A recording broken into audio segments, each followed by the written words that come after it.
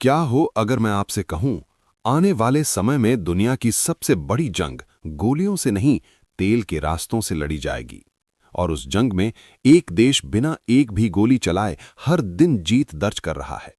वो देश है भारत। लेकिन ये कहानी इतनी सीधी नहीं है। ये कहानी है चुपचाप खेली जा रही उस कूटनीतिक चाल की जिसे दुनिया अभी समझ भी नहीं पाई है।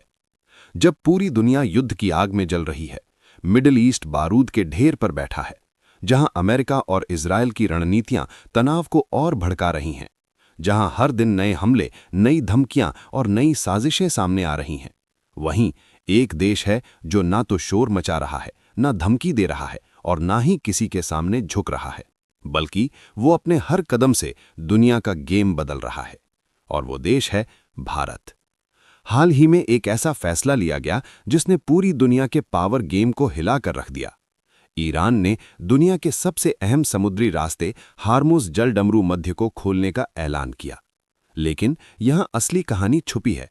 ये रास्ता हर किसी के लिए नहीं खुला, बल्कि कुछ चुनिंदा देशों के लिए खोला गया, और उनमें सबसे महत्वपूर्ण नाम है भारत। अब आप सोच रहे होंगे, इसमें इतना बड़ा क्या है? तो ध्यान से सुनिए। दुनिया की लगभग 20% तेल सप्लाई इसी हार्मुज जलडमरू मध्य से होकर गुजरती है। यानी अगर ये रास्ता बंद हो जाए तो क्या होगा? पेट्रोल डीजल के दाम आसमान छू जाएंगे, गैस की भारी कमी हो जाएगी, फैक्ट्रियां रुक जाएंगी और पूरी दुनिया की अर्थव्यवस्था हिल जाएगी। ये सिर्फ एक रास्ता नहीं है, ये दुनिया की आर्थिक धड़कन है। और अब इस धड़कन तक सीधी पहुंच मिल चुकी है भारत को। लेकिन सवाल ये है, भारत ने ऐसा क्या किया कि बिना किसी टकराव के उसे ये रणनीतिक फायदा मिल गया? भारत ने न किसी के खिलाफ बयान दिया, न किसी एक पक्ष का खुलकर समर्थन किया। भारत ने चुना एक तीसरा रास्ता, संतुलन का रास्ता, जहां वो हर देश के साथ रिश्ते बनाए रखता है, लेकिन किसी का मोहरा नहीं बनता। और इसी को कहा जाता है स्ट्रेटेजिक ऑटोनॉमी। यही वजह है कि ईरान भारत पर भरोसा करता है, अमेरिका भारत से नाराज नहीं हो पाता, और रूस भी भारत के साथ खड़ा दिखाई देता है। यानी जहां बाकी देश पक्ष चुन रहे हैं, भारत खेल बदल रहा है। और ये सिर्फ बातें नहीं हैं, ये असली ऑपरेशन है। भारत के जहाज पहले ही इस रास्ते पर निकल चुके हैं। शिवालिक, नंदा देवी, जगबसंत, फाइन गैस, ये नाम सिर्फ जहाज़ों के नहीं हैं, ये उस रणनीति के प्रतीक हैं जो चुपचाप दुनिया का पावर बैलेंस बदल रही है। अब असली खेल यहीं से शुरू होता है। लंबे समय से अमेरिका ईरान पर दबाव बनाने की कोशिश कर रहा था, लेकिन अब ईरान ने खुद अपनी फ्रेंड लिस्ट तैयार कर ली है, और उस लिस्ट में भारत को शामिल करना एक बहुत बड़ा संदेश है। इसका मतलब साफ है, दुनिया अब बदल रही है। अमेरिका की पकड़ धीरे धीरे कमजोर हो रही है, डॉलर सिस्टम को चुनौती मिल रही है और नए पावर ब्लॉक्स बन रहे हैं।